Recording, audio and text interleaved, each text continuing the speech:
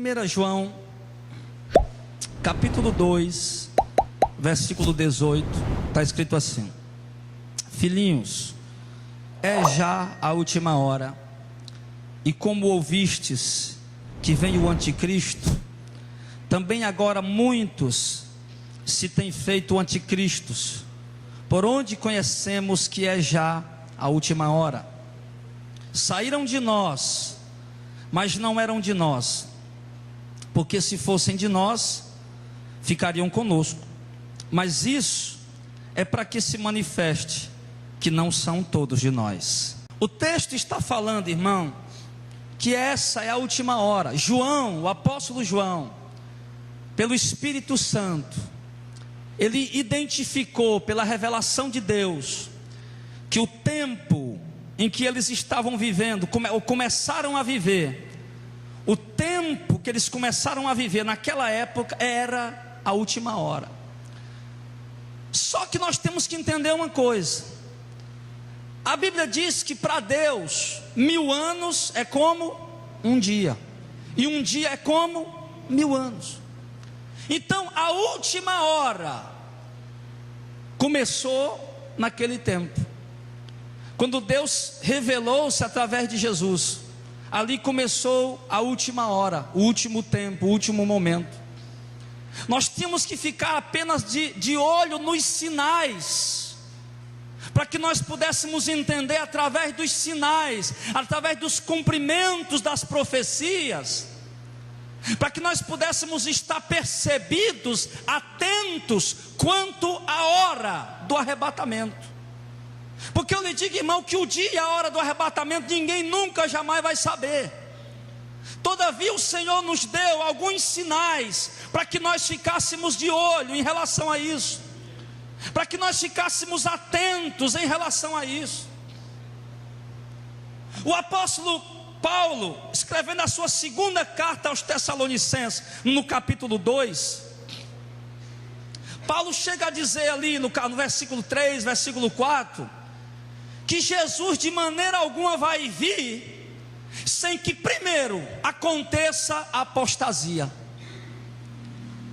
e se manifeste o homem do pecado, o filho da perdição. E este homem do pecado, o filho da perdição, ele está ligado à política e está ligado à religião.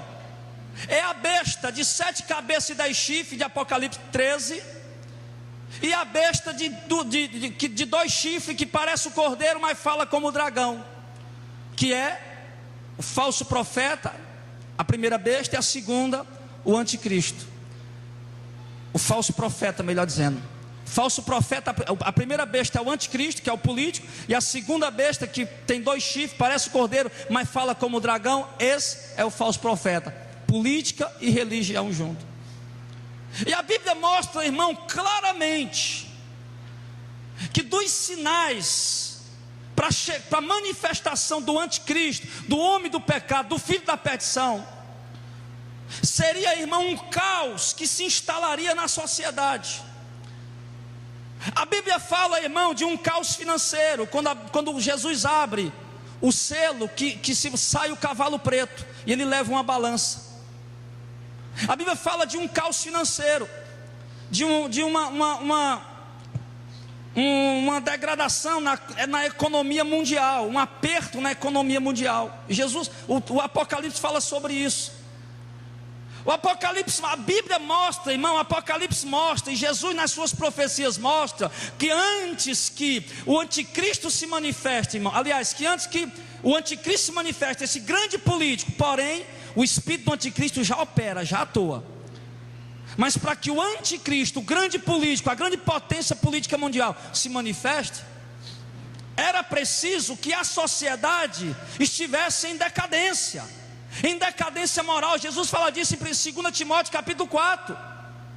Em 1 Timóteo também Jesus fala sobre isso. 1 Timóteo capítulo 4, uma decadência moral da sociedade, uma depravação da sociedade, a corrupção na política, a desigualdade social, a ruína da sociedade.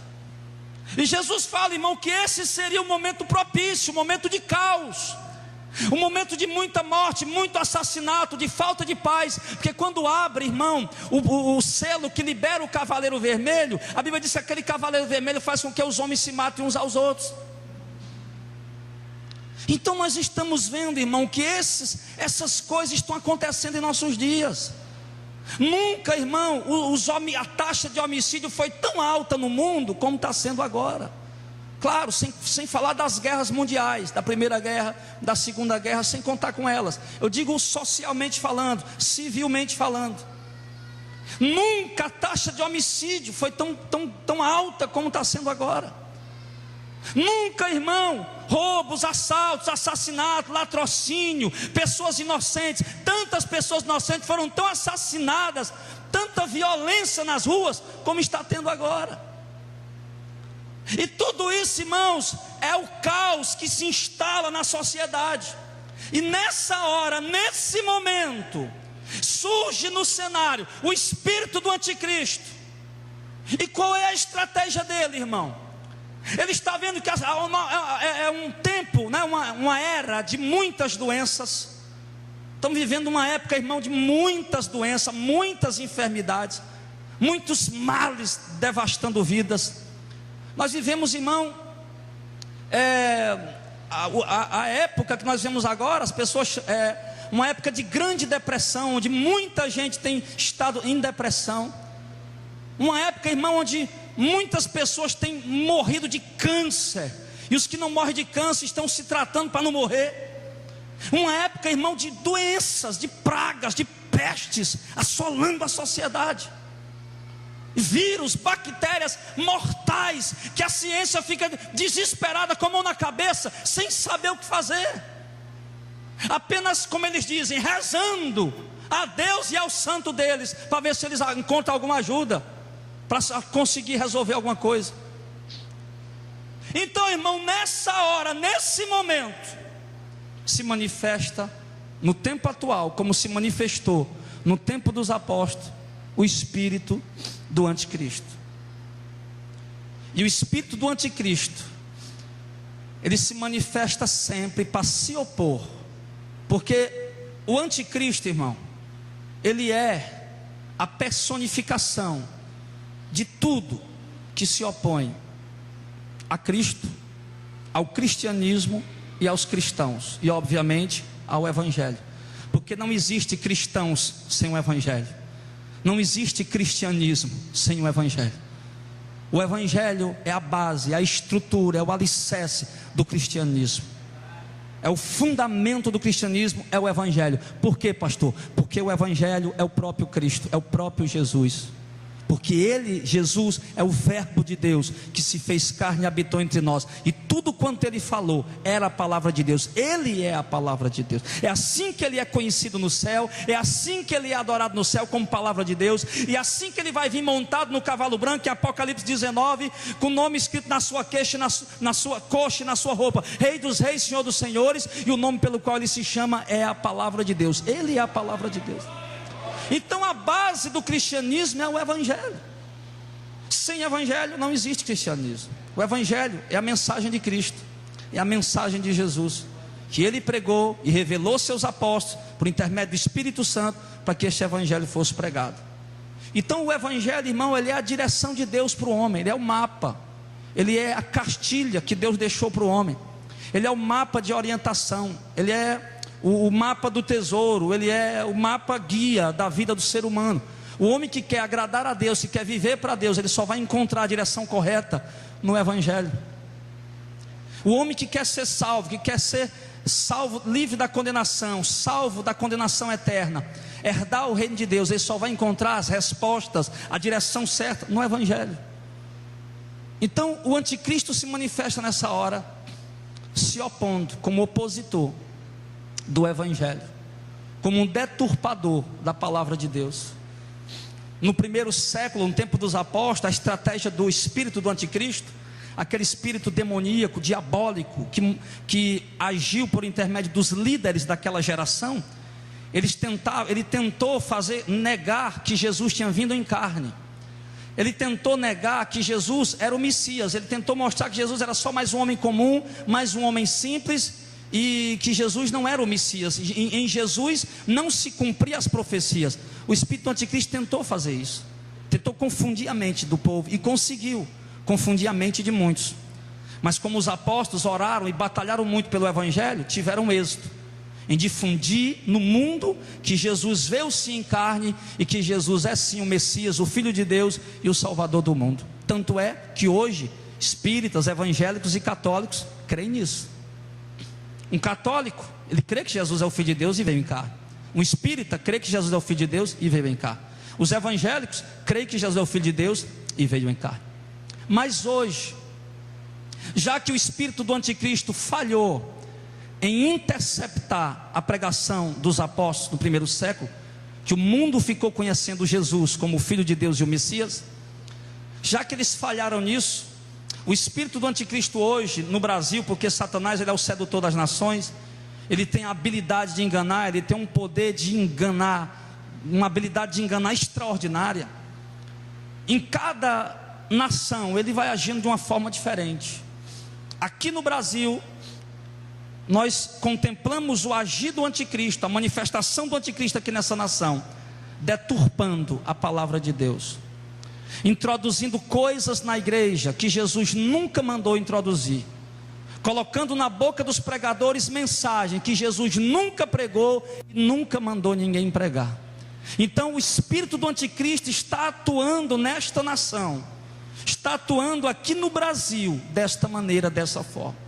O espírito do anticristo, irmão, ele tem deturpado o evangelho de Cristo, ele tem trabalhado de uma forma para desmoralizar o evangelho e os cristãos de uma maneira tão forte, meu irmão, que infelizmente eu olho e vejo que ele está conseguindo.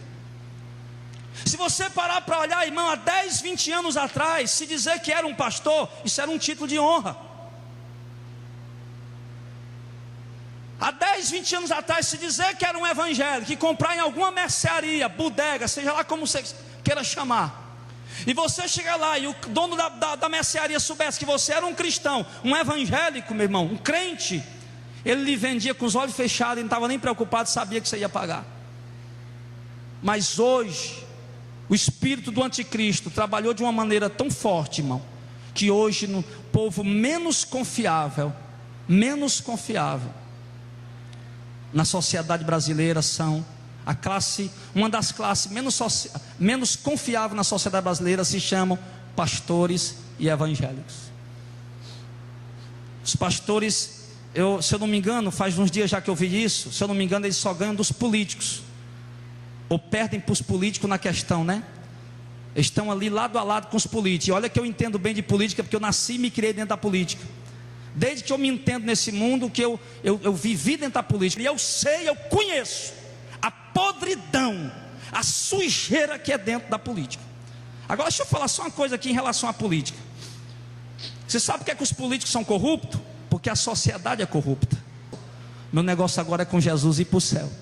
Mas se eu dizer para você uma coisa, você chega para pedir um voto, o camarada já começa a rodear, já começa a dar uma cantada já pedindo dinheiro, pedindo alguma coisa para poder votar em você. E se você não der, ele vem o outro na casa dele e faz negócio com o camarada lá, pronto, e leva o voto. Então a própria sociedade, irmão, induz, pressiona os políticos a se corromperem. E aí está, tá aí rombos e mais rombos. Aí o que é que você acha? Um político que vai passar 4 anos no poder, nesses 4 anos, meu irmão, ele não vai conseguir tirar 2 milhões de reais de salário.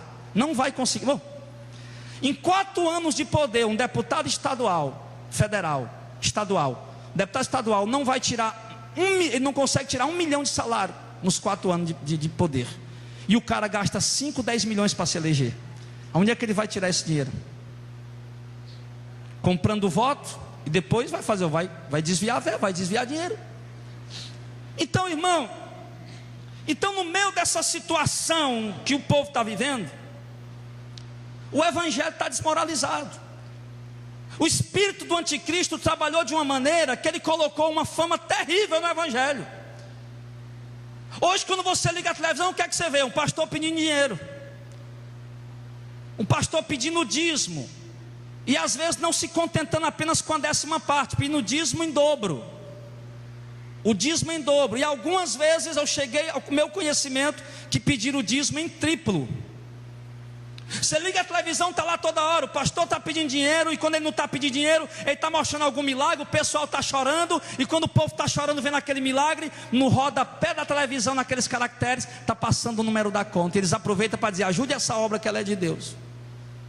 E hoje você anda nas ruas para evangelizar, você anda nas ruas para pregar o evangelho, para dizer que Jesus está voltando, que o povo tem que se arrepender, e o povo olha para ti e diz: é mais um ladrão.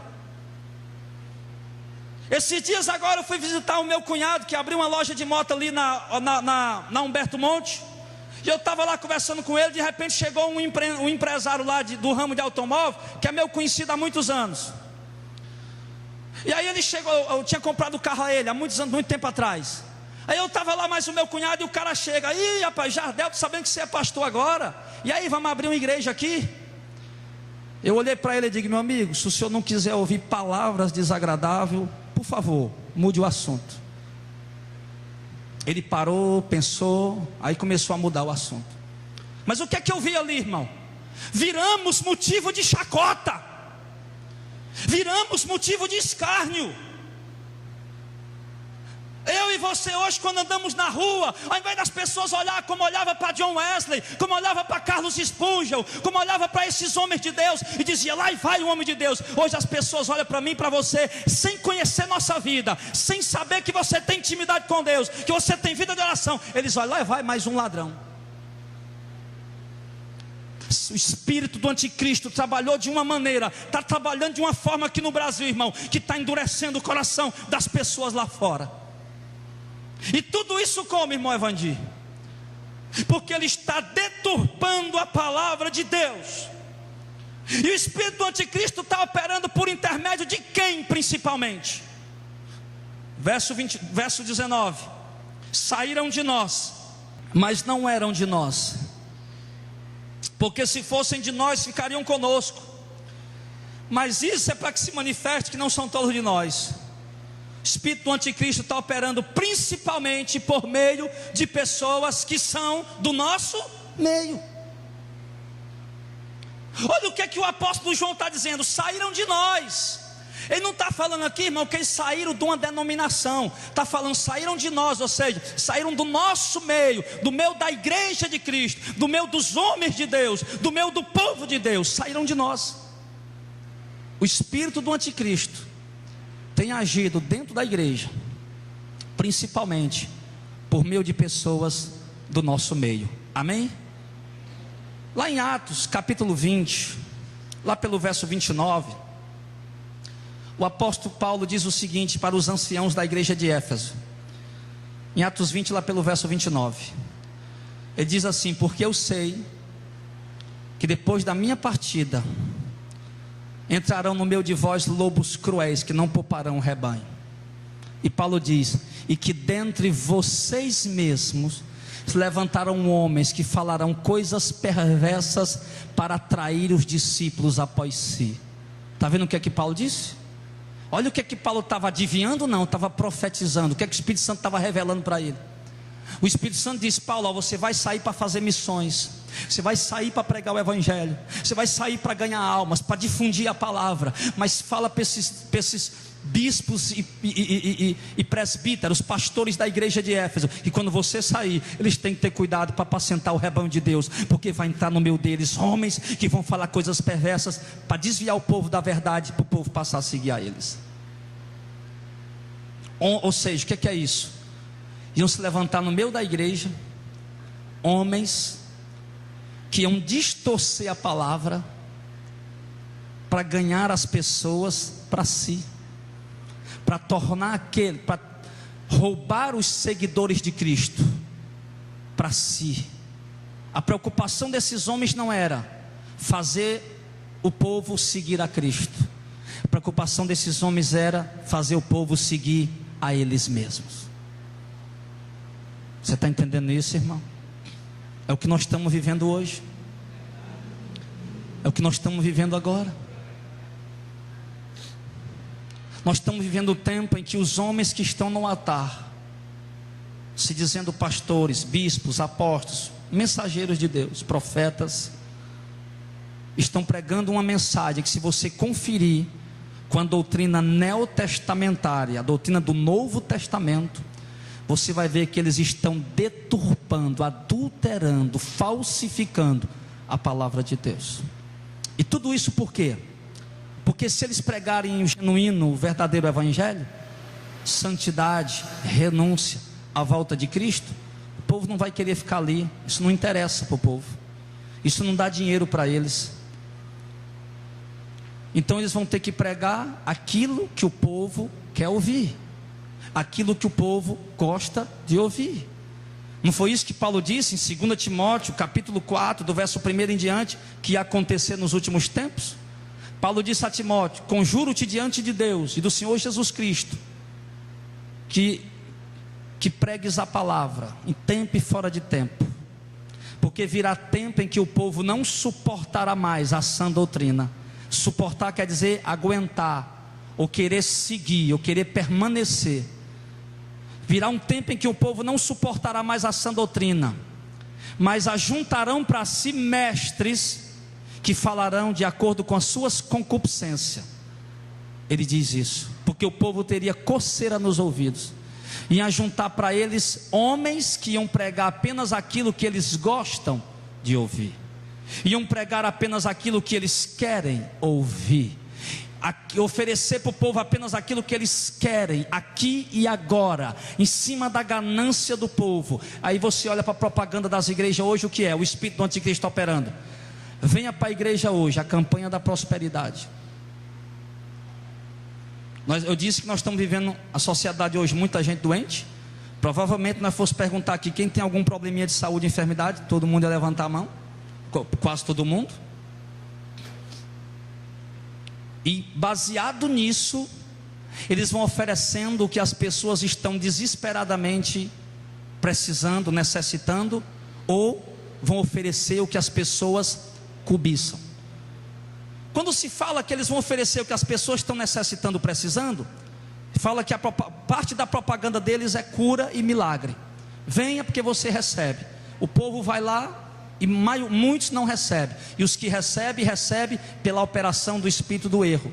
Quando se fala, irmão, que o anticristo, o espírito do anticristo vai oferecer ao povo em cima da necessidade, se fala que ele olha para a necessidade do povo, doenças, enfermidade, problemas na família. Irmão, nós estamos vendo um tempo, irmão, de maior divórcio.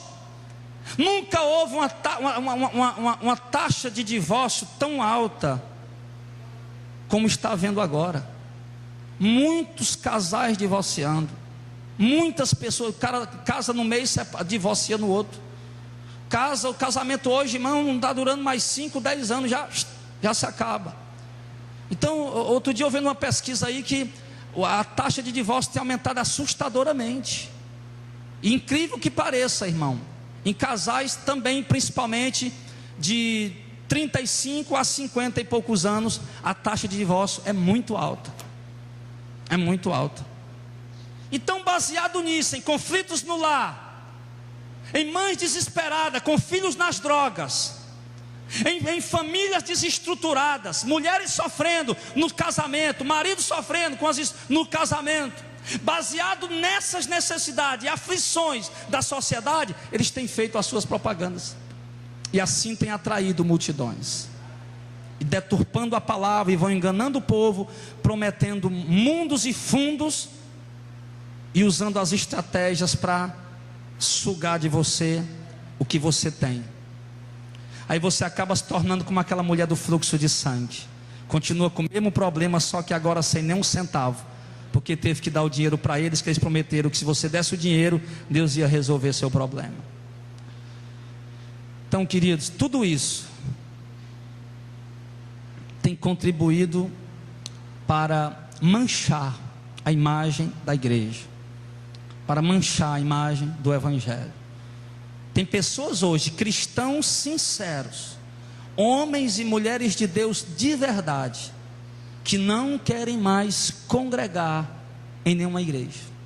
Tem um exemplo aqui, o irmão Francisco. Irmão Francisco, fique de pé aí, só um segundinho, por gentileza, sem querer lhe constranger. Você é até bonito, né? Rapaz bem parecido, os olhos verdes. Aí, esse irmão Francisco aqui, pode sentar, obrigado, varão. O irmão Francisco, ele falou para mim: pastor, sabe, todas as igrejas aqui de Fortaleza, pelo menos as que estão na mídia, eu já estive lá, já fui. E ele disse para mim: pastor, eu tinha desistido de ser evangélico, não queria mais saber, não acreditava mais. Eu vi um homem pregando na rádio, meu Deus, que homem de Deus. Quando chegava lá, havia tudo errado, a pregação mudava, o movimento era todo errado, todo contraditório. E esse homem, irmão, tinha desistido. O Zezinho aqui está cansado de contar para nós, que já decorei. Se for para contar de trás para frente, eu conto. Ele disse para mim: pastor, houve um tempo na minha vida que eu pegava a minha moto e ficava aí cirandando. Meu Deus, será que eu não vou encontrar uma igreja que pregue a salvação, que pregue o reino de Deus? Vou morrer, vou para o inferno, não vou conseguir encontrar essa igreja. Então assim, meu irmão, o povo vai ficando cansado.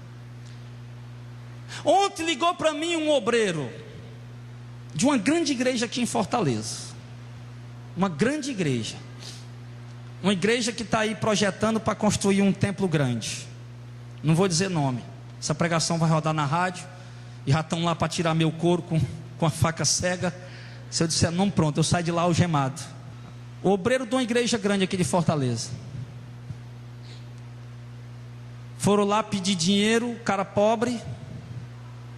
Outro dia disse que foi pedir uma cesta básica na igreja. Não sei o que mais, e tem que fazer uma burocracia mais menor do mundo. Ele disse que desistiu. Congrega na igreja há 8 anos e obreiro há 2 anos. Aí foram pedir dinheiro para comprar um carro para o pastor daquela igreja, e ele disse que não ia dar, porque dar dinheiro na igreja não era obrigatório, a gente tinha obrigação de dar. Aí perguntou: onde é que você aprendeu isso? Ele disse: eu aprendi na rádio, o pastor está pregando isso aí lá. Ah, vocês estão ouvindo outra rádio, heresia, né? Vou falar para o pastor. Não é pastor não, irmão, é outro título que ele usa lá.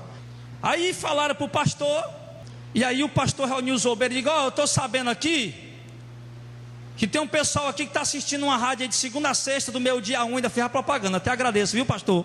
O senhor está ouvindo na rádio, obrigado por ter feito a propaganda para os seus obreiros do nosso programa. De segunda a sexta, do meu dia 1, tem um pastor pregando heresia aí na rádio aí. E a partir de hoje, olha o que ele falou. Isso o obreiro dele contou para mim ontem. Foi quase meia hora de conversa. E a partir de hoje, qualquer um de vocês que ouvir esse programa vai ser disciplinado. E o irmão confessou que tinha ouvido, pegou 3 meses de disciplina, o obreiro. Está 3 meses disciplinado, porque ouviu o nosso programa, que segundo aquele pastor é um programa de heresias. Aí eu me deparo com outro pastor na porta de um determinado lugar, e o pastor chega para mim e diz: pastor Jardel, o senhor está perturbando as minhas ovelhas com o seu programa de rádio. Tem ovelha lá que não está querendo mais dar o dízimo, porque ouviu você na rádio pregando que o dízimo não é mais obrigatório. E eu perguntei: e é obrigatório, pastor? Ele disse: é, porque está na Bíblia, no Antigo Testamento, na lei. Eu disse: então o senhor também está ensinando o povo a guardar o sábado, a circuncidar?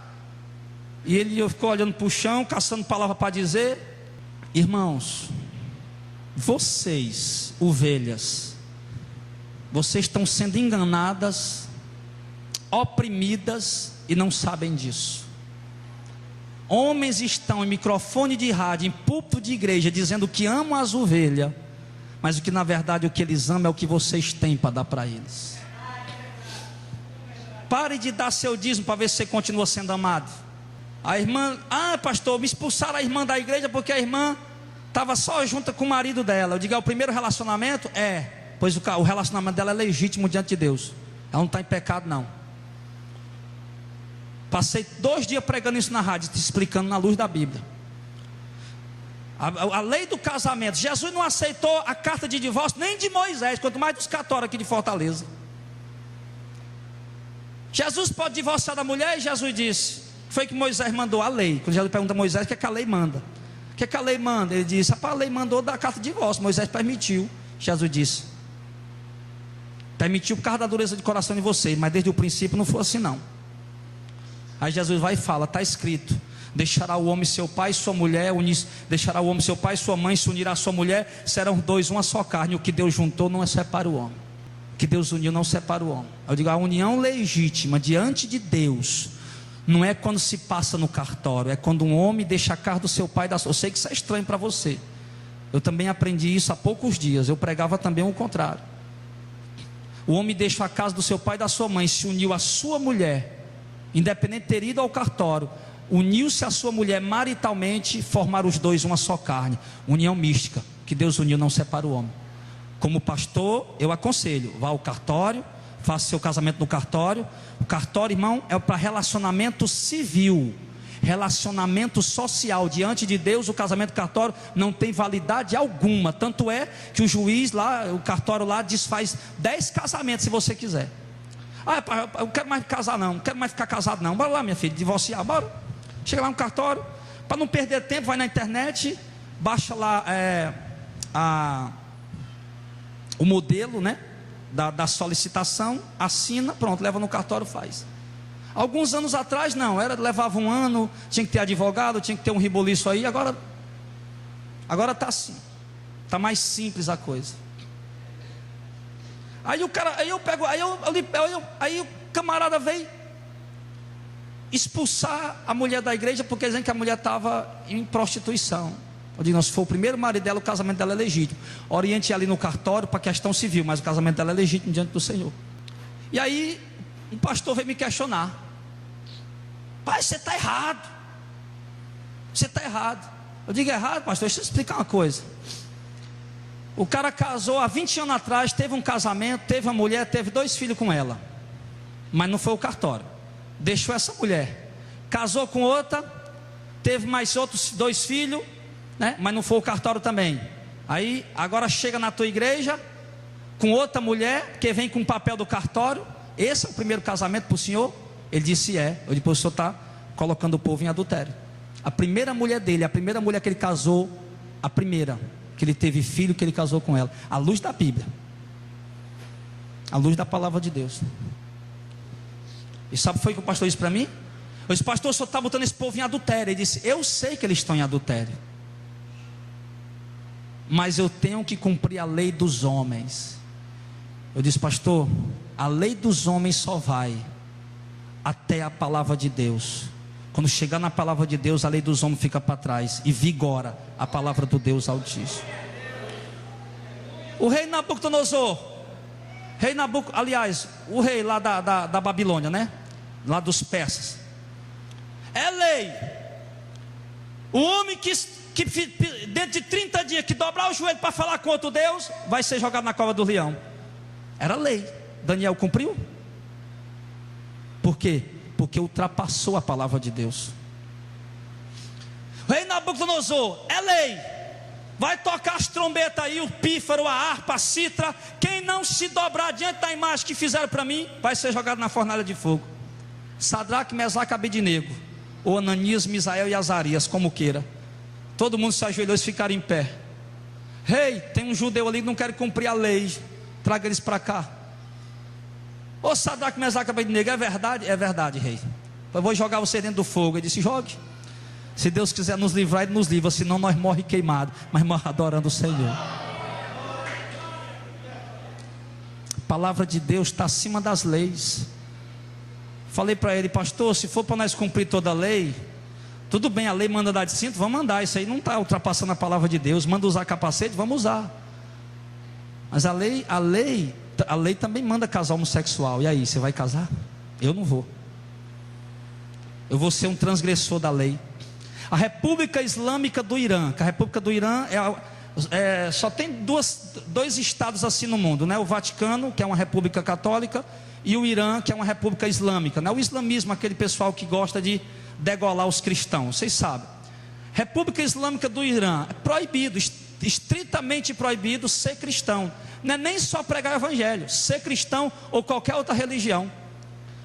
E eles matam quem não cumprir essa lei. E tem cristão morrendo todo dia lá, porque não querem guardar essa lei, porque querem. A palavra de Deus está acima de tudo para eles. Então, meu irmão, aí quer dizer, aí o pastor está consagrando aí, né? Pastor, com o 3º casamento, só porque chegou com papel na mão. Não, tu está lá, vem lá do cartório. Meu filho, pega esse cartório. Embora eu respeite, obviamente, né? Eu sou casado no cartório também, né? Recebi as bênçãos também na igreja, em tudo, enfim. Mas, meu filho, Pastor, vem do terceiro casamento, mas está aqui minha carta de casamento do cartório. Pega isso aí, rasga e joga no fogo, que para Deus isso aí não vale nada não. Você está em adultério. Isso aí não vai apagar o seu adultério não. Um registro de casamento civil não apaga o seu adultério. Você que está no segundo ou no terceiro casamento. A Bíblia diz que o que Deus juntou não separa o homem, amém?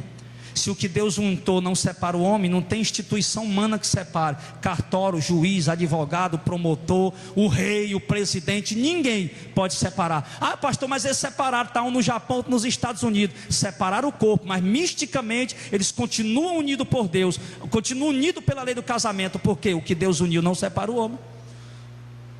Deixará o homem seu pai e sua mãe, se unirá a sua mulher, serão dois uma só carne. Nunca mais ele vai deixar de ser uma carne com aquela mulher, com aquele homem, só quando ele morrer ou quando ela morrer. Isso aí, irmão, isso aí. A irmã pobre rejeitada dentro da igreja. Aí chega um cara que tem dinheiro, anda num carrão, usando roupa boa, anel de ouro no dedo, um dízimo de R$1.000, de 2.000, de 5.000. Opa, não, isso aqui é uma benção, meu irmão. Meu irmão, sente aqui a melhor cadeira. Sente aí. Porque tem dinheiro. E isso, irmão, é a operação do espírito do anticristo dentro da igreja, para cada vez mais difamar o evangelho de Cristo. Então, queridos, vocês têm, irmão, que abrir os olhos de vocês. Ovelhas, vocês precisam acordar para o que está acontecendo em nossa volta. Existem demônios fortes, violentíssimos, que estão trabalhando para envolver os cristãos, para que nós não percebamos o que está acontecendo em nossa volta, para que a gente ache que tudo é normal, o importante é ser feliz. Não é essa a pregação do Evangelho. O Evangelho não manda ninguém ser feliz. O Evangelho, lá em Tiago, a carta de Tiago, capítulo 4, se eu não me engano é o capítulo 4, ele diz: troque o riso pelo pranto e a alegria pela tristeza. O Evangelho não nos ensina a ser feliz. O Evangelho nos manda chorar e gemer aqui nessa terra. Porém, há uma proposta de felicidade eterna no reino vindouro, quando Jesus vier. Então, irmãos, o que é que acontece? O povo está cego. Como eu costumo dar esse exemplo, sabe aquele leitãozinho que a gente chama de porco, né? Porco, suíno, aquele suíno que você está com um bichinho ali dentro do chiqueiro. Passei 3 dias lá no meu sogro, fui lá para o meu sogro agora, minha esposa passou uns dias lá, eu fui lá buscar ela, passei 3 dias lá com eles. Ele tem um terrenozinho lá, uma fazendinha. Aí dentro dos animais que ele tem porcos, suíno, porco, suíno, é porco, bacurim, porco, né? Então lá ele tem um chiqueiro. Irmão, tem um porco lá que era quase do meu tamanho. Aqui, ó. Nunca tinha visto um animal daquele tamanho. E ele falou comigo que ainda tinha maior. Ele compra ração cara para dar de comer esses porcos. Aí eu estava lá, né? Estava lá olhando ele dando de comer os porcos. Lá pegando lá a ração e colocando aquela mistura e jogando lá os porcos comendo. Aí, como eu uso sempre essa ilustração, quando chega aquela hora é incrível, os porcos ficam tudo doido, gritando, lá do chiqueiro, lá onde eles estão, do lugar onde eles estão lá, né? Aí aquela ilustração que sempre coloco, os porcozinhos estão lá, o nosso patrão, nosso dono é bom demais, compra ração boa, cara para dar para nós, mas ele não sabe qual é a intenção depois. A intenção depois é o que ele fez lá para nós. O pobre de um porco, irmão, com um buraco desse tamanho aqui, ó, na garganta, furado, morto, estirado ali, ó. E o pessoal abrindo ele lá e arrancando as tripas, arrancando tudo, preparando o bicho para cozinhar, para assar. E esse é o final. E é isso que está acontecendo com a igreja hoje. O povo está aparentemente sendo bem cuidado. O povo está aparentemente comendo boas pregações. Não, Deus vai te dar, meu irmão. Deus vai fazer, aleluia. Deus vai abrir portas, Deus vai te dar riqueza, aleluia, glória a Deus. O povo está aparentemente, como é que a irmã Ângela estava falando para mim lá hoje, o irmão Aloysio, né? Seja o quê? Como é que é? Como diz lá, tem que arrebentar, irmão. Você tem que arrebentar. E o povo escuta isso e ainda fica, né, irmão? Eu tenho um dó do povo, sabe? Tenho um dó. Aí tem que arrebentar, tem que arrebentar o quê? Aí fica esse negócio de arrebentar, prometendo coisa para o povo, e o povo, não, nosso pastor cuida bonzinho de nós. Deixa chegar o dia do juízo para ver. Deixa chegar o dia do juízo. Irmãos, vê se hoje eu consigo pregar essa mensagem. Ontem eu parei aqui, sexta-feira eu parei aqui. Não deu tempo para terminar, mas hoje eu vou passar por cima aqui, nós vamos terminar. Preste atenção no que diz o verso 20. Vós tendes a unção do santo, e sabeis tudo. Não vos escrevi porque não soubesse a verdade, mas porque a sabeis, e porque nenhuma mentira vem da verdade. Para bem aí só um instante, porque o contexto aqui da mensagem é um pouco diferente. O que estava acontecendo para eles lá era que o pessoal estava negando que Jesus era o Cristo e que Jesus não tinha vindo em carne. Porém, hoje o pessoal crê que Jesus é o Cristo e que ele veio em carne. Então, um pouquinho, contemporaneamente, muda um pouco a mensagem. Eu não vou pregar para vocês hoje, irmão, Jesus veio em carne. O que é que eu vou pregar se todo mundo aqui acredita? Vou perder aqui 1 hora de pregação para mostrar para você que Jesus veio em carne? Tudo bem, se surgir algum questionamento, a gente vai para a Bíblia provar. Mas não tem necessidade hoje. Eu quero mostrar o que está acontecendo hoje, no tempo atual. Agora, o que é que ele diz aqui, irmão? Vocês têm a unção do santo, e vocês sabem tudo. Eu não escrevi porque vocês não soubessem, eu escrevi exatamente porque vocês conhecem a verdade, e nenhuma mentira vem da verdade. O que é que João está dizendo aqui? Irmão, tu tem a unção, tu tem o Espírito Santo. E o Espírito Santo, o próprio Jesus falou lá no Evangelho de João 15, se eu não me engano é no capítulo 15 ou no 14. Jesus disse: o Espírito da verdade vos guia em toda verdade. Ou seja, quem tem a unção do santo, que é o Espírito Santo, conhece a verdade. Quem tem a unção do Espírito Santo, conhece a verdade e procura andar em toda verdade. Então, quem tem a unção do santo é o povo que conhece a verdade. É um povo que sabe o que realmente é correto à luz da Escritura, o que realmente é errado à luz da Escritura. É um povo que sabe o que é genuíno à luz da doutrina de Cristo e o que é distorcido à luz da doutrina de Cristo. O povo que tem a unção do Espírito Santo sabe disso, irmão. Então, aí eu pulo bem para cá, ó. Verso de número 27. E a unção que vós recebeste dele fica em vós, e não tendes necessidade de que alguém vos ensine, mas como a sua unção vos ensina todas as coisas, e é verdadeira e não é mentira, como ela vos ensinou, assim nela vocês devem permanecer. Amém? O que é que ele está dizendo aqui, irmão? Nós não temos necessidade de aprender de ninguém. O que é isso, pastor? Se chega alguém com a doutrina estranha, com a doutrina errada, com a doutrina distorcida, adulterada, pode ser o seu marido, a sua esposa, a pessoa que você mais ama, pode ser o pastor que você mais admira, meu filho, mas você não tem necessidade que alguém lhe ensine alguma coisa nova, porque a unção do Espírito Santo testifica com você e confronta entre o erro e a verdade. Você tem essa unção. Você tem. É por isso que Jesus falou, irmão, lá em Mateus 24: surgirão falsos cristos e falsos profetas, e farão tão grandes sinais, e se possível fosse, enganaria até os escolhidos. Mas olha o que é que ele diz antes: se possível fosse. Não é possível enganar os que têm a unção, porque o povo que tem a unção, ele só quer comer se for a verdade. É por isso que tem um monte de crente que não quer mais saber de igreja. Por quê? Porque só escuta heresia e não querem comer heresia. Tem um monte de gente frustrada, decepcionada. Por quê? Até gosta da igreja, gosta da liturgia, gosta da forma como a igreja se conduz, dos louvores, da música, daquele movimento que tem dentro da igreja, mas não estão mais querendo fazer parte. Por quê? Porque é um povo da verdade. O povo da verdade não fica no engano, não fica no erro. Então, você está entendendo isso aí? Não adianta tentar aceitar que alguém vinha colocar na nossa cabeça coisa estranha. Eu conheço a verdade. Por quê? Porque eu tenho o Espírito Santo.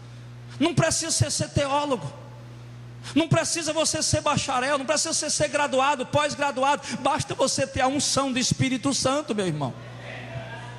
E essa unção do Espírito Santo, como é que eu posso ter, pastor? O que o meu filho leu aqui no começo: pedir e dar-se-vos-á. Deus quer te dar o Espírito Santo, basta você pedir. Para de pedir dinheiro, para de pedir riqueza, para de pedir a aparência desse mundo, e peça o Espírito Santo, que Deus vai lhe dar. A Bíblia diz que se alguém tem falta de sabedoria, peça a Deus, que a todos dá liberalmente. Deus não nega dar sabedoria a ninguém. Então, irmão, eu tenho certeza, eu tenho recebido ligação de crentes, irmão, de várias denominações, várias. Eu tenho recebido ligação de crentes de várias denominações, e tenho visitado, as pessoas às vezes ligam, a gente vai lá fazer uma visita, de várias denominações. E as pessoas têm dito para mim: pastor, olha, eu estou vendo isso aqui lá na minha igreja, está errado. E está falando errado, não é um errozinho, um irmão, não, é errado a doutrina, a palavra. Lá não tem nada de graça, pastor. Se pega a roupa dos irmãos usada, em vez de dar para os pobres, não, eles botam na porta do templo e vão vender, do prédio da igreja congrega, e vão vender. Lá, pastor, se monta uma cantinazinha, você pensa que é para dar de graça? Um cafezinho lá é R$3. Meu filho, eu acho que eu vou vender café nessa cantina aí, porque pensa, um café por R$3, né? Pergunta lá esse pastor se ele não abre uma vagazinha para mim lá, para vender lá. Agora só pode ser dia de terça e quinta, porque quarta e sexta eu tenho que estar aqui para pregar. Então, irmão, aí o pessoal liga e fala: pastor, está errado. Eu vi, mas pastor, não posso fazer nada, não posso dizer nada, eu sou só ovelha. Você é ovelha, mas você tem a unção do santo. Você só fica lá no erro se você quiser. Você só fica lá no engano, comendo essa porcaria, se você quiser. Uma mulher ligou para mim esses dias agora: ah, pastor, porque eu estou muito decepcionado aqui com a minha igreja, aconteceu isso, aquilo, outro, e blá, blá, blá, blá, blá, blá. Eu digo: irmã, eu só aconselho uma pessoa a sair da igreja se estiver pregando heresia. Problema a senhora resolve, conversa com o pastor, conversa com o irmão, pede perdão, resolve. Agora, se está pregando heresia, eu aconselho a pessoa a sair. Que questão, na igreja da senhora, as pregações aí estão incentivando a senhora a desejar o reino de Deus? Estão incentivando a senhora a esperar a vinda de Cristo, a almejar o arrebatamento, a esperar o arrebatamento? Ou estão pregando as coisas da terra, conquista, vitória, bênção, bem-estar? É isso aí que estão pregando, é isso aí mesmo, bem-estar, essas coisas. Eu digo: minha irmã, então vai embora. Vai embora, procura uma igreja aí onde você mora, Granja Portugal. Procure ir na Granja Portugal, e se a senhora achar alguma igreja para congregar. O povo que tem a unção conhece a verdade. Você só vai ser enganado se você quiser. Você só continua comendo as bolotas, a lavagem, a lama, a porcaria que estão dando aí, se você quiser. Você só continua no erro se você quiser. Sexta-feira, sábado, aliás, no programa, 2 horas de programa, a mensagem foi um alerta para os pastores. Algumas pessoas aqui ouviram. Uma irmã de um ministério grande, um ministério que só a sede tem umas 5.000 pessoas, e outras congregações aí, ministério grande que tem rádio e tudo. Aí essa irmã passou a mensagem para mim: pastor, eu estou há 5 anos no meu ministério, na minha igreja. Até hoje eu só ouvi uma vez o meu pastor pregar sobre a volta de Cristo. As outras pregações dele é ensinando as pessoas como é que resolve isso, como é que resolve aquilo, como é que vence isso, como é que vence aquilo. Só uma vez. Pastor, ela disse assim, está escrito no meu celular ali com o brilho: pastor, a minha alma grita por essa palavra, para conhecer mais sobre a volta de Cristo. Ela disse que a alma dela gritava, tinha necessidade disso. Aí algumas ovelhas foram: pastor, né? Pastor, o senhor precisa pregar sobre a volta de Jesus, a gente precisa aprender e ouvir. Aí sabe o que ele disse? Ele disse: irmão, não me sinto preparado para isso. Eu digo: meu irmão, o que é que um pastor desse está fazendo no altar da igreja?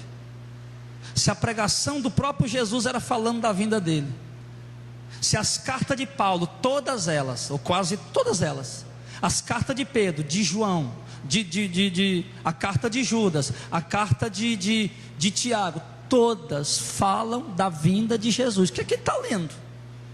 Ele está lendo o livro da Cinderela? Porque a Bíblia, só o que tem é falando passagens sobre a vinda de Cristo. E um pastor dizer que não está preparado para pregar isso. E ela disse: olha, eu vou falar com ele, se não mudar, eu vou sair de lá. Sabe por quê? Porque a unção que vós recebestes fica em vós, e vocês não têm necessidade de que alguém vos ensine, mas como a unção vos ensina todas as coisas e é verdadeira, e não é mentira, como ela vos ensinou, assim permaneçam nela. Irmãos, assim como a unção do Espírito Santo nos ensinou no começo, através dos apóstolos, ele disse, era para nós ter permanecido nela, não era nunca para a igreja ter saído dessa verdade. Assim como a unção dele nos ensinou, assim nela permanecereis. Nunca, não era nunca para a igreja ter saído dessa verdade. Não era nunca para a igreja ter criado show gospel, arraial gospel, venda dos dons. O dom de Deus agora é vendável. Cantores, pregadores ricos, milionários, às custas do evangelho. Não era nunca para ter se inventado isso. Era para nós ter permanecido dentro da verdade, ainda hoje. Ainda hoje. Aí você olha qual é a trabalheira danada que tem hoje. Para quê, pastor? Para tentar fazer a igreja voltar o que era antes, no princípio. Para fazer a igreja voltar a ser o que ela nunca deveria ter deixado de ser: a igreja apostólica, a igreja com os princípios apostólicos. E aí, meu irmão, no verso 26, olha o que é que ele diz aí: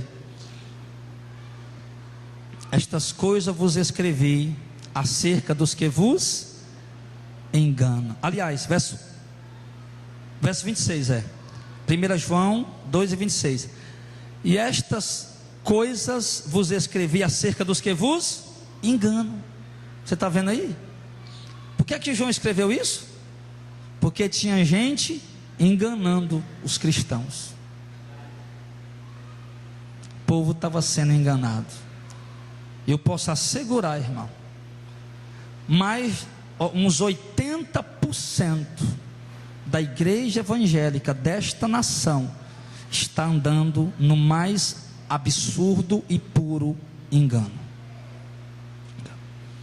A maioria das pessoas que estão na igreja atualmente evangélica não vieram porque se arrependeram dos seus pecados, não vieram porque tiveram a revelação na palavra do reino de Deus, das mansões celestiais.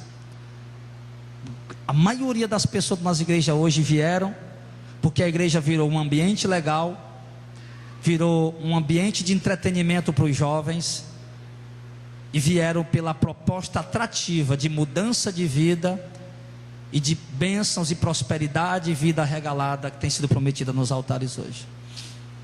Pouquíssimas pessoas estão de fato na igreja, esperando a volta de Jesus, desejando o reino de Deus. Talvez entre nós aqui essa noite, começando aqui pelo banco da frente, cada um de vocês até ali, até aqui, talvez menos da metade do povo que está aqui esta noite não está pouco se lixando para a vinda de Jesus. Talvez menos da metade de nós que estamos aqui hoje temos lembrado, oh, que glória, Jesus vai vir. Menos da metade que está aqui hoje. Menos da metade aqui tem. Quer saber que Jesus vai vir, meu irmão? Até o diabo sabe. Eu não estou falando saber que Jesus vai vir. Eu estou dizendo que Paulo diz em 2 Timóteo capítulo 4, né? Que a coroa de glória será dada àqueles que amarem a vinda do Senhor. Metade de nós aqui, a menos da metade talvez de nós aqui essa noite, está amando a vinda do Senhor. Talvez a maioria de nós aqui hoje está esperando apenas em Deus as coisas dessa terra. A promoção no emprego, a conclusão da faculdade, o poder montar a clínica, o escritório, sei lá o que mais, a empresa. Talvez a maioria de nós aqui essa noite está vivendo uma vida com visão apenas terrena, nas coisas do mundo, para ter aparência, para mostrar aparência, e o coração está apagado em relação à volta de Jesus. Isso por quê? Porque a ação do espírito do anticristo conseguiu colocar essa semente maligna dentro de você e apagar o brilho do Espírito Santo na tua vida. Mas eu creio que essa noite, através desta palavra, Deus possa abrir os teus olhos e fazer você voltar a ser o cristão que você era antes, ou mesmo fazer você se converter de verdade, e talvez você não tenha nem se convertido ainda. Recebi uma ligação de uma senhora outro dia, ela disse para mim: pastor, eu estou com 16 anos no Evangelho, e agora, ouvindo essas pregações na rádio, é que eu estou conhecendo o Evangelho, agora é que eu estou me convertendo de verdade. Tem gente com 10, 20 anos na igreja que nunca se converteu. Por quê, pastor? Porque nunca ouviu o Evangelho. Uma pessoa só pode se converter, irmão, se for ouvindo o Evangelho. Que Evangelho do reino?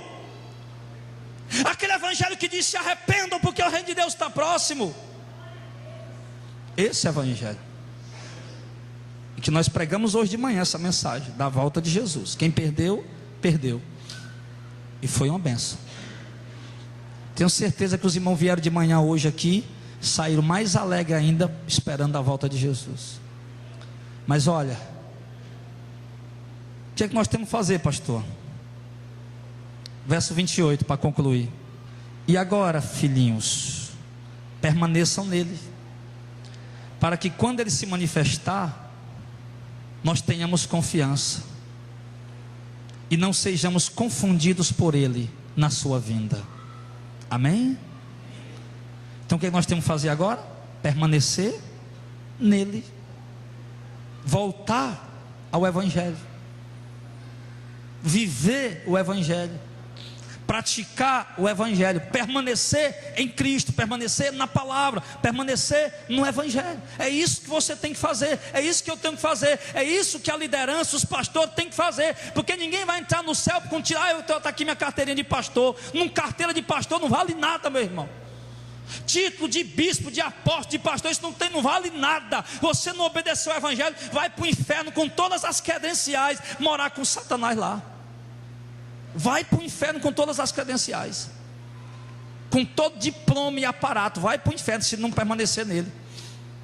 E não é permanecer na metade, não, é andar na verdade. Andar na verdade. Então, meu irmão, nós temos que abrir nossos olhos. Vocês têm que entender uma coisa: tem um povo aí tentando nos enganar, e nós não podemos ceder para o engano. Tem um povo que já enganaram a muitos, que o propósito deles é apenas atrair os discípulos atrás deles. Eles estão usando de tudo que é artifício, tudo que é meios para fazer isso, tudo que é atrativo para fazer isso. Eu quero pegar um rato, eu boto queijo. Eu quero pegar um cachorro, eu boto carne. Eu quero pegar uma galinha, eu boto milho.